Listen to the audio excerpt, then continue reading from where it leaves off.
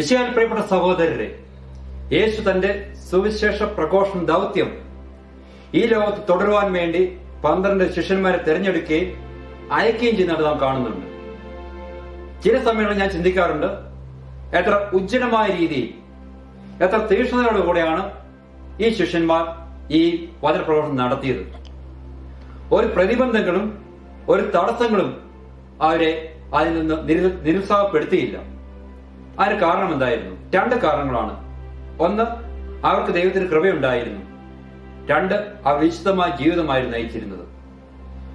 യേശുവിന്റെ അപ്പോസ്തലന്മാർ വിശുദ്ധ ജീവിതം നയിക്കുകയും കർത്താവിന്റെ കൃപ അവരുടെ ഉണ്ടായിരുന്നത് മൂലം എല്ലാ പ്രതിബന്ധങ്ങളെയും തരണം ചെയ്തുകൊണ്ട് തീക്ഷ്ണതയോടുകൂടെ വളരെ ഉജ്ജ്വലമായ രീതിയിൽ കർത്താവിന്റെ സുവിശേഷ പ്രഘോഷണ ദൗത്യം ഈ ലോകത്ത് തുടരുവാനായിട്ട് അവർക്ക് സാധിച്ചു. അതിനെപ്പറ്റിയാണ് ഇന്ന് നാം ധ്യാനിക്കുന്നത്. പുറപ്പാടിന്റെ പുസ്തകം 23-ാം അധ്യായം 20 മുതൽ 26 വരെയുള്ള വചനഭാഗം നാം ധ്യാനിക്കുന്ന കർത്താവിന്റെ വാഗ്ദാനങ്ങളെ പറ്റിയാണ്.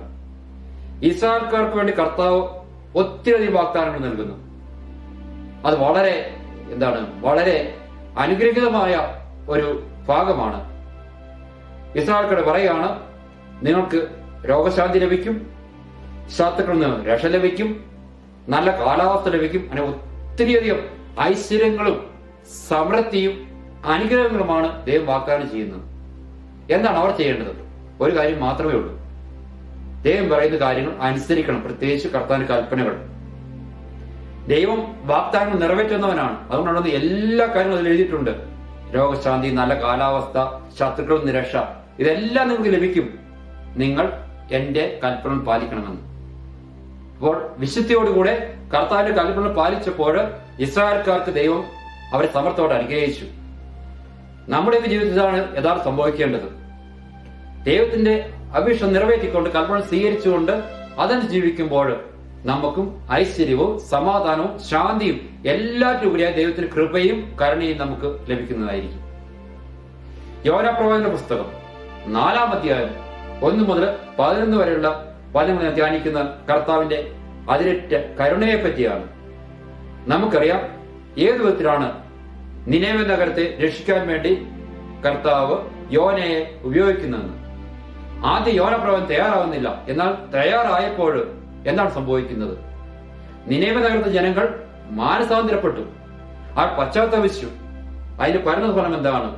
അതിന്റെ പരിണതഫലമായിട്ട് കർത്താവ് അവരെ ശിക്ഷിക്കുന്നില്ല, മറിച്ച് അവർ രക്ഷിക്കുകയാണ് ചെയ്യുന്നത്. മാനസാന്തരപ്പെടുന്നവരെ ശിക്ഷിക്കാതെ അവർ രക്ഷിക്കുന്ന കർത്താവിന്റെ അതിരറ്റ കരുണയാണ് ഈ ഭാഗത്ത് നാം കാണുന്നത്. യോന പ്രവാചകൻ കർത്താവിന്റെ ഇഷ്ടമനുസരിച്ച് പ്രവർത്തിച്ചപ്പോൾ പ്രവാചകൻ മാത്രമല്ല, ജനങ്ങൾ മുഴുവൻ രക്ഷപ്പെടുകയാണ് ചെയ്യുന്നത്. ഇത് തന്നെയാണ് നമ്മുടെ ജീവിതത്തിലും സംഭവിക്കേണ്ടത്. നമ്മെ ഏൽപ്പിച്ചിരിക്കുന്ന ഉത്തരവാദിത്തങ്ങൾ ഭംഗിയോടെ, വിശ്വസ്തയോടെ, ദൈവത്തിന്റെ അഭിഷ്ടമനുസരിച്ച് നാം പ്രവർത്തിക്കുമ്പോൾ നമുക്ക് മാത്രമല്ല, നമ്മുടെ കുടുംബത്തിന് മാത്രമല്ല, നമ്മുടെ സമൂഹത്തിന് പോലും നാം ഒരു അനുഗ്രഹമായി തീരുമെന്ന് ഈ വചനം നമ്മെ പഠിപ്പിക്കുകയാണ് ചെയ്യുന്നത്. വിശുദ്ധ പൗലോസ്ലീഹ റോമാക്കാർക്ക് എഴുതിയ ലേഖനം 15-ാം അധ്യായം 14 മുതൽ 24 നാം വായിക്കുന്ന പൗലോസ്ലീഹയുടെ ശുശ്രൂഷയെ പറ്റിയാണ്. എത്ര ഉജ്ജ്വലമായിട്ട് തീക്ഷ്ണതയോടാണ് പൗലോസ്ലീഹ സുവിശേഷം പ്രഘോഷിക്കുന്നത് കാണാൻ സാധിക്കും. പൗലോസ്ലീഹ മറ്റുള്ള കാര്യങ്ങളെ പറ്റിയല്ല സംസാരിക്കുന്നത്. വളരെ കൃത്യമായിട്ട്, കൃത്യനിഷ്ഠതയോടുകൂടെ ദൈവം യേശു ഏൽപ്പിച്ച ദൗത്യം, സുവിശേഷ പ്രഘോഷണം അല്ലെങ്കിൽ ആ പ്രവാചക ദൗത്യം കൃത്യമായിട്ട് നിർവഹിക്കുകയാണ് ചെയ്യുന്നത്. അതിന്റെ അകത്ത് പൗലോസ്ലീഹ തന്റേതായിട്ടുള്ള കാര്യങ്ങളോ ഐഡിയകളോ ഒന്നും വെക്കുന്നില്ല. കൃത്യമായ രീതിയിൽ സുവിശേഷം പ്രസംഗിക്കുകയാണ്. അതുകൊണ്ടാണ് പൗലോസ്ലീഹ വളരെ ഉജ്ജ്വലമായൊരു സുവിശേഷ പ്രഘോഷണമായിട്ട് അല്ലെങ്കിൽ അപ്പോസ്തലനായിട്ട് മാറി നമുക്ക് കാണാനായിട്ട് സാധിക്കും. വിശുദ്ധ ലൂക്കായുടെ സുവിശേഷം 9-ാം അധ്യായം 1 മുതൽ 6 വരെ തിരുവചനങ്ങളിൽ നാം ധ്യാനിക്കുന്ന ഈശോ അപ്പോസ്തലന്മാരെ അയക്കുന്ന ഭാഗമാണ്. ഒന്നുമില്ലാതെ അവരെ അയക്കുന്നത്. അവരുടെ കൂടെ ഒന്നും കരുതാതെ, സഞ്ചിയോ പണമോ ഇല്ലാതെ ദൈവത്തിൽ ആശ്രയിച്ചുകൊണ്ട് മുന്നോട്ട് അവർ നീങ്ങുന്നു. അങ്ങനെയാണ് യഥാർത്ഥ പ്രഘോഷണം നടക്കുന്നത്. ഈ ലോകത്തുള്ള സാധനങ്ങളെല്ലാം നോക്കിക്കണ്ട്, സാഹചര്യങ്ങൾ നോക്കിക്കണ്ട് അവർ വചനം പ്രഘോഷിക്കുന്നില്ല. സഞ്ചിയോ പണമോ ഓരോ കരുതൽ പോലും ഇല്ലാതെയാണ് അവർ വചനമായിട്ട് പോകുന്നത്. എന്താണ് അവർക്കുണ്ടായിരുന്ന ആകപ്പാടെ? ദൈവത്തിൽ അവർ ആശ്രയിച്ചു. പൂർണ്ണമായിട്ട് മിശേൽ പ്രിയപ്പെട്ട സഹോദരരെ, ഇന്ന് യൂട്യൂബിലൂടെ ഈ ദൈവത്തിന്റെ വചനം, ജീവന്റെ സന്ദേശം, സുവിശേഷം നാം കേൾക്കുമ്പോൾ നമ്മൾ എന്താണ് ഈശോ പറയാൻ ആഗ്രഹിക്കുന്നത്? നാം ആയിരിക്കുന്ന ഇടങ്ങളിൽ ജീവിതം കൊണ്ട് ക്രിസ്തുവിനെ പ്രഘോഷിക്കാൻ നമുക്ക് സാധിക്കുന്നുണ്ടോ? ലളിതമായ ജീവിത രീതി കൊണ്ട് പൗലോസിനെ പോലെ മറ്റുള്ളവരെ പോലെ ക്രിസ്തുവിലേക്ക് പലരെ അടുപ്പിക്കാനായിട്ട് നമുക്ക് കഴിയുന്നുണ്ടോ? എന്നാൽ മാത്രമേ നമുക്ക് നമ്മുടെ ദൗത്യം, യേശു ഏൽപ്പിച്ച ദൗത്യം നിർവഹിക്കാൻ കഴിയുകയുള്ളൂ. എന്താണ് ഏറ്റവും ആവശ്യമായിട്ട് നമുക്ക് വേണ്ടത്? ദൈവത്തിൽ ആശ്രയിക്കുക എന്നുള്ളതാണ്.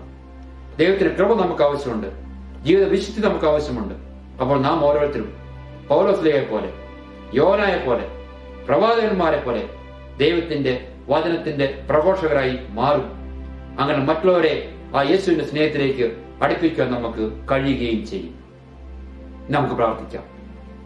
പിതാവായ ദൈവമേ, ഒരിക്കൽ കൂടി വചനം ശ്രവിക്കുവാനായിട്ട്, ധ്യാനിക്കുവാനായിട്ട് ഞങ്ങൾക്ക് അവസരം ഞങ്ങൾ നന്ദി പറയുന്നു. യേശുവെ, മാമോദിസായിലൂടെ അങ്ങ് ഞങ്ങൾ ഏൽപ്പിച്ച ഏറ്റവും വലിയൊരു ദൗത്യമാണ് സുവിശേഷ പ്രഘോഷണം. എന്നാൽ ഞങ്ങളുടെ ജീവിതത്തിലുള്ള വ്യഗ്രതകളും പ്രയാസം ബുദ്ധിമുട്ടുകളും കഴിഞ്ഞിട്ട് അത്യുച്ചനമായ രീതിയിൽ തീർച്ചയായും വചനം പ്രഘോഷിക്കുവാനായിട്ട് ഞങ്ങൾ സാധിക്കുന്നില്ല. ലളിതമായ ജീവിത രീതിയിലൂടെ മറ്റുള്ളവരെ അങ്ങിലേക്ക് ആനയിക്കുവാനായിട്ട് ഞങ്ങൾ കഴിയുന്നില്ല. ഞങ്ങൾ ക്ഷമ ചോദിക്കുന്നു. ഞങ്ങൾ പലപ്പോഴും യോന പ്രവാചകനെ പോലെയാണ് സാഹചര്യങ്ങളും സമയങ്ങളും നോക്കി വചനം പ്രഘോഷിക്കാൻ നോക്കിയിരിക്കുമ്പോൾ അതത്ര ഫലപ്രവൃത്തിക്കുന്നത് ഞങ്ങൾ മനസ്സിലാക്കാൻ സാധിക്കുന്നു. യോന പ്രവാചകൻ വചനം പ്രഘോഷിച്ചു. യോന പ്രവാചകനെ മാത്രമല്ല, നിനവെയുള്ള ആയിരക്കണക്കിന് ആൾക്കാരെ അങ്ങ് രക്ഷിച്ചു. അതിൽ കരുണ തോന്നി. ഞങ്ങളുടെ എളിയ ജീവിത സാഹചര്യങ്ങളും ബുദ്ധിമുട്ടുകളും എല്ലാം സംബന്ധിച്ച് പ്രാർത്ഥിക്കുന്നു. ശിഷ്യന്മാരെ പോലെ, അപ്പസ്തലന്മാരെ പോലെ, പ്രവാചകന്മാരെ പോലെ പൂർണ്ണമായിട്ട് അങ്ങനെ ആശ്രയിച്ചുകൊണ്ട് സുവിശേഷം പ്രഘോഷിക്കാൻ ഞങ്ങളെ അങ്ങ് അനുഗ്രഹിക്കണമേ. പരിശുദ്ധാത്മാ ഞങ്ങളെ നിറയ്ക്കണമേ. നമ്മുടെ കർത്താവ് യേശുവിന്റെ കൃപയും പിതാവായ ദൈവത്തിന്റെ സ്നേഹവും പരിശുദ്ധാത്മാവിന്റെ സഹവാസവും നാം എല്ലാവരും കൂടെ ഉണ്ടായിരിക്കട്ടെ. ആമേൻ.